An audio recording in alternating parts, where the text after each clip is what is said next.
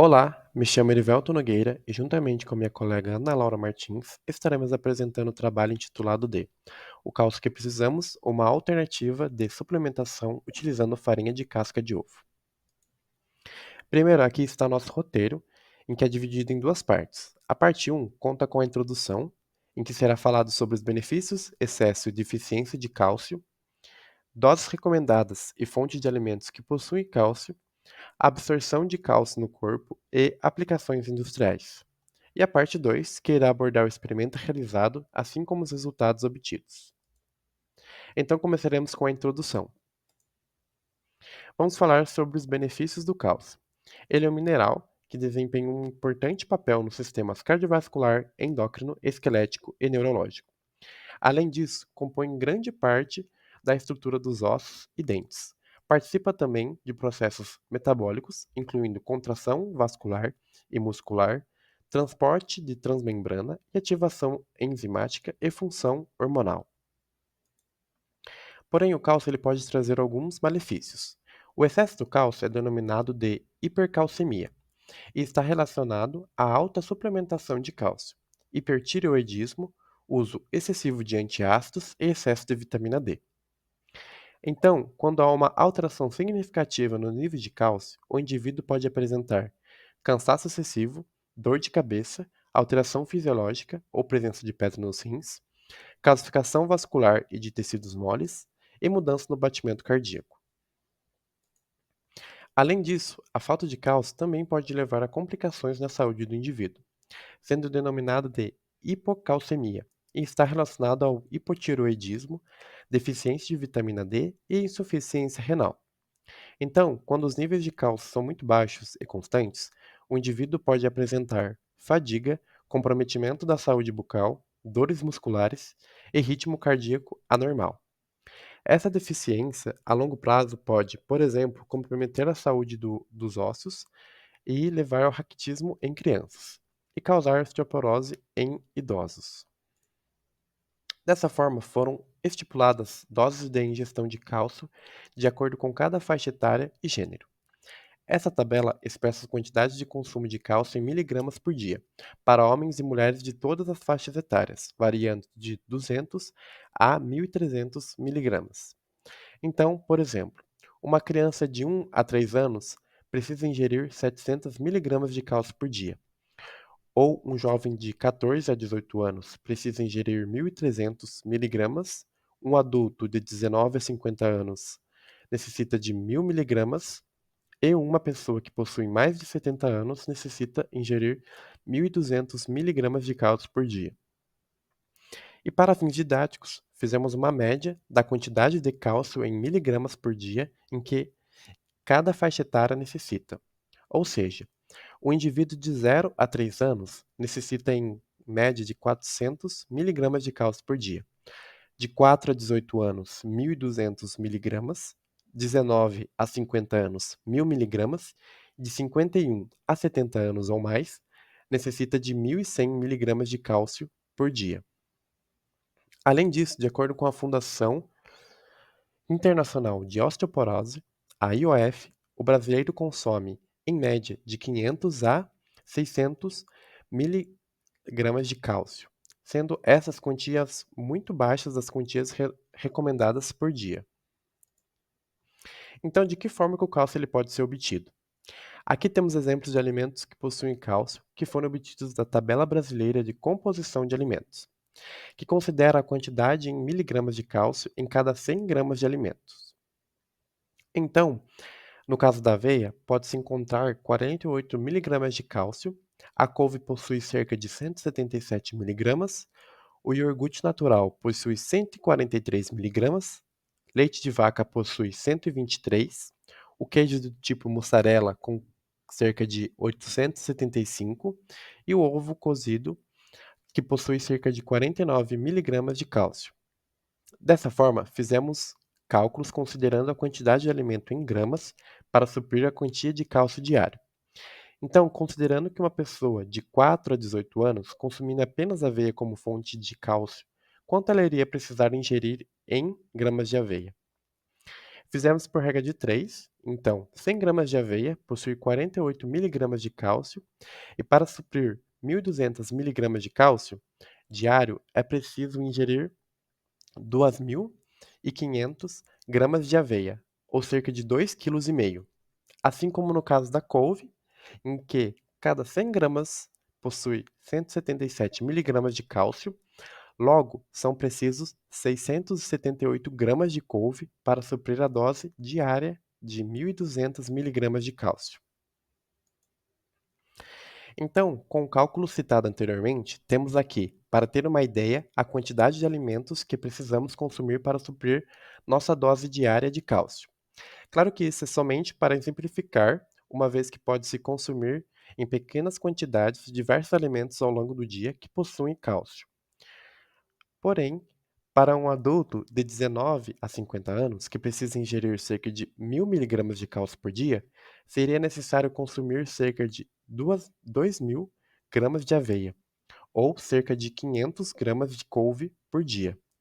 Já para um indivíduo de 51 a 70 anos ou mais, que deve ingerir 1.100 miligramas de cálcio, precisaria consumir cerca de 770 gramas de iogurte ou 2.200 de ovo cozido para suprir a dose de cálcio por dia.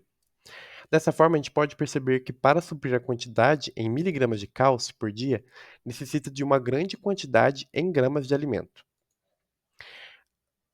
Além disso, ou uma outra fonte de cálcio que vale a pena ser citada é a farinha de casca de ovo.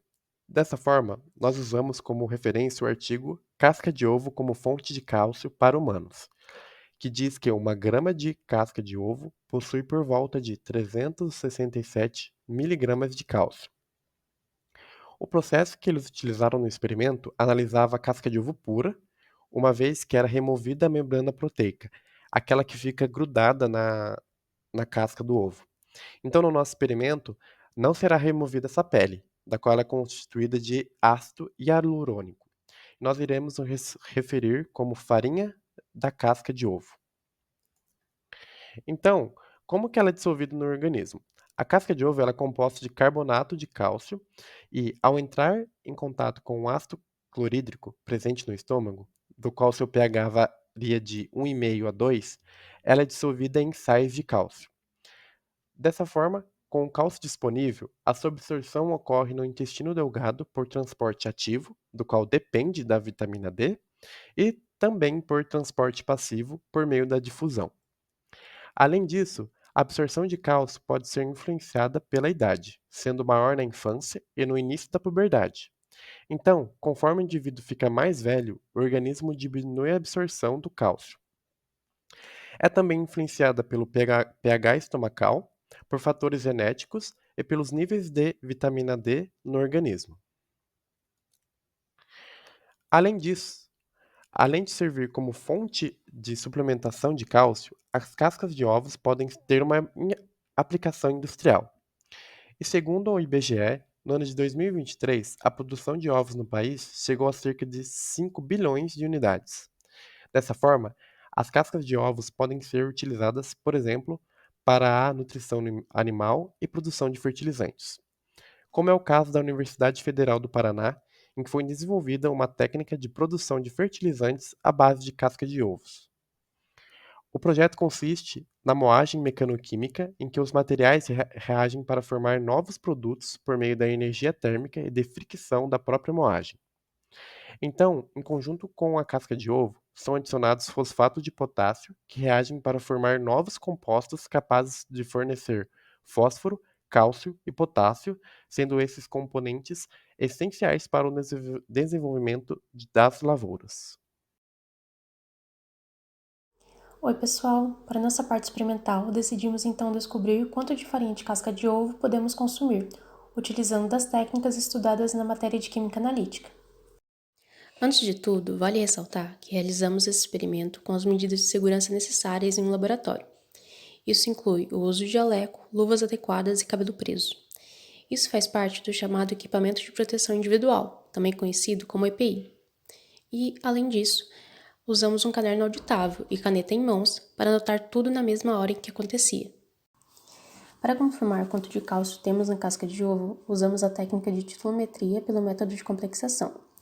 Essa é uma técnica de análise quantitativa utilizada para determinar a concentração de uma substância em solução, medindo a quantidade necessária de um reagente para reagir completamente com a substância.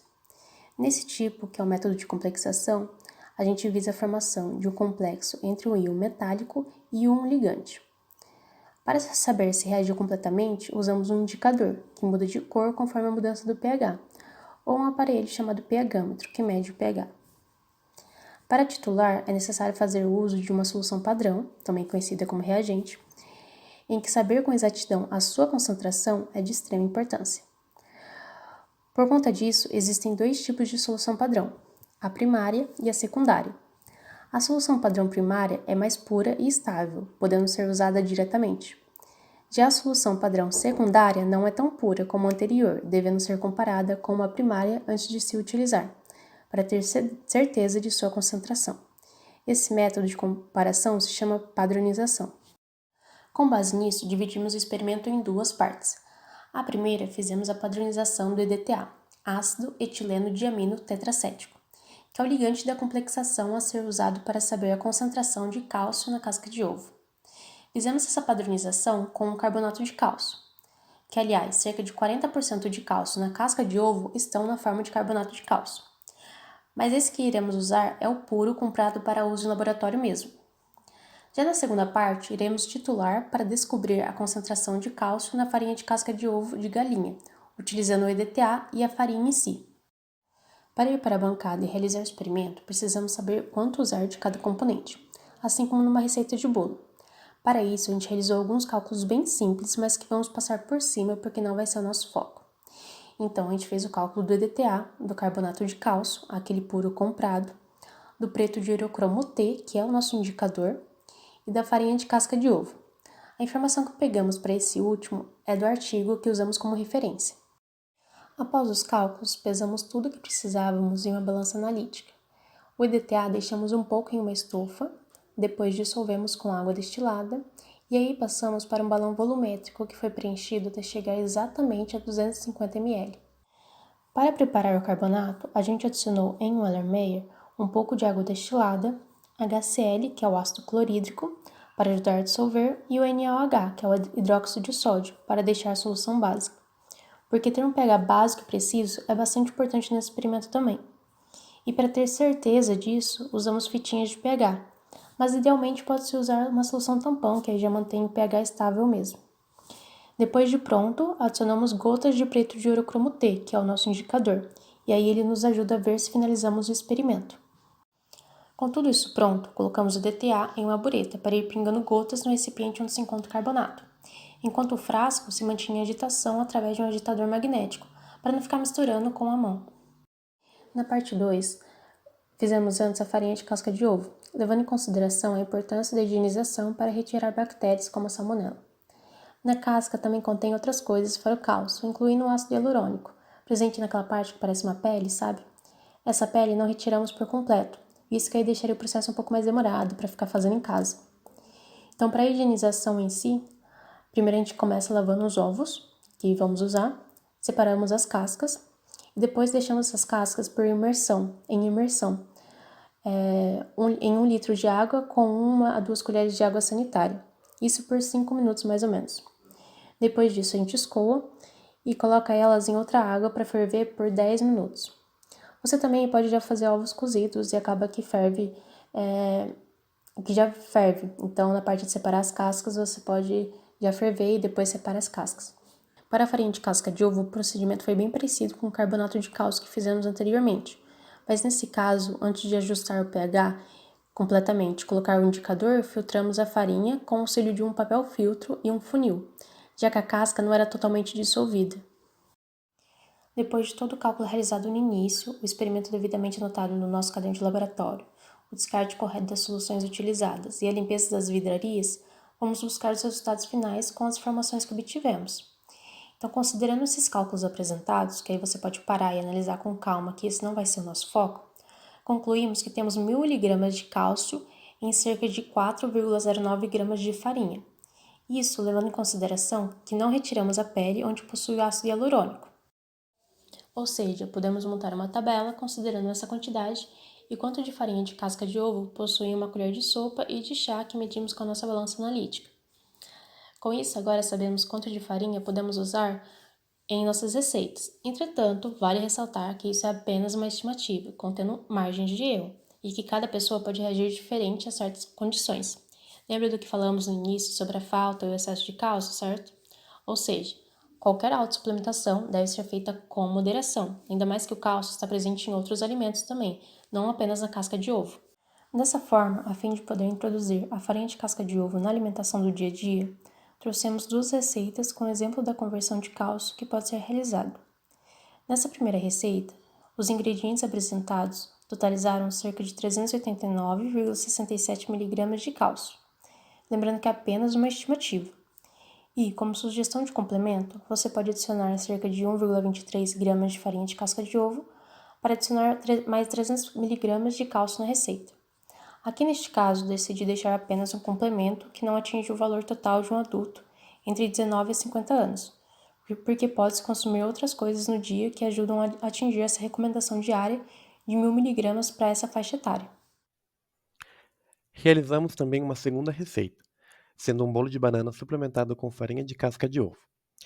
Então, para a massa, foram utilizados 4 ovos, 4 bananas nanica, uma xícara de farinha de trigo, uma xícara de aveia em flocos, uma xícara de açúcar cristal, uma colher de sopa de fermento químico e 1/3 de xícara de óleo vegetal ou 100 gramas de manteiga. Nessa receita eu optei pela manteiga. Para a cobertura, vai uma banana cortada em rodelas, meia xícara de açúcar e meia xícara de água. E de opcional, uma colher de chá de canela em pó. Além disso, eu optei por utilizar 2 cascas de ovos. Como cada casca de ovo com pele possui cerca de 7 gramas, o total foi de 14 gramas de casca de ovo utilizado nessa receita. Elas foram higienizadas com água fervente por 10 minutos. Após isso, eu as triturei, como na imagem, utilizando um pilão. Sobre o modo de preparo. Para a calda, eu adicionei o açúcar em uma panela e misturei até derreter. Em seguida, eu fui adicionando água aos poucos e mexendo até homogeneizar. Eu esperei esfriar um pouco e transferi para uma assadeira de 22 centímetros de diâmetro por 7 centímetros de altura. Eu espalhei a calda por toda a assadeira e adicionei de modo uniforme uma banana picada em rodelas. Para a massa, eu adicionei no liquidificador os ovos, açúcar, manteiga e a farinha de casca de ovo, misturando por cerca de 5 minutos. Após isso, transferi para uma tigela e adicionei a farinha de trigo e a aveia aos poucos. Eu fui mexendo com cuidado até a massa ficar homogênea. Em seguida, eu adicionei o fermento químico e misturei devagar. Transferi a massa para uma assadeira e a coloquei no forno pré-aquecido por 180 graus. Dessa forma, eu fiz o cálculo da quantidade em miligramas de cálcio utilizada na receita. Claro que são valores aproximados, pois dependem, por exemplo, do tamanho e do tipo de banana utilizada na receita, a quantidade de ovos, se utilizou manteiga ou óleo vegetal. Logo, a tabela ela mostra a quantia de ingredientes utilizado na receita e a quantia total em miligramas de cálcio em cada ingrediente. Ou seja, um ovo de galinha cru possui 42 miligramas de cálcio. Como foram usados 4 ovos, o total é 168 miligramas de cálcio. Uma banana nanica possui 3 miligramas de cálcio, logo, 5 bananas possuem 15 miligramas. Uma xícara de aveia possui aproximadamente 100 gramas, dos quais contém 48 miligramas de cálcio. Uma xícara de trigo possui 120 gramas, e em cada 100 gramas de trigo há 18 miligramas de cálcio. Logo, em 120 gramas de trigo há 22 miligramas de cálcio e em 100 gramas de manteiga há 9 gramas de cálcio.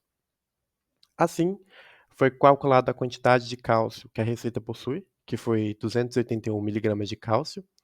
Considerando uma dose diária de 1000 miligramas de cálcio por dia, faltam na receita 719 miligramas de cálcio. Logo, 1 grama de farinha de casca de ovo há 244 miligramas de cálcio.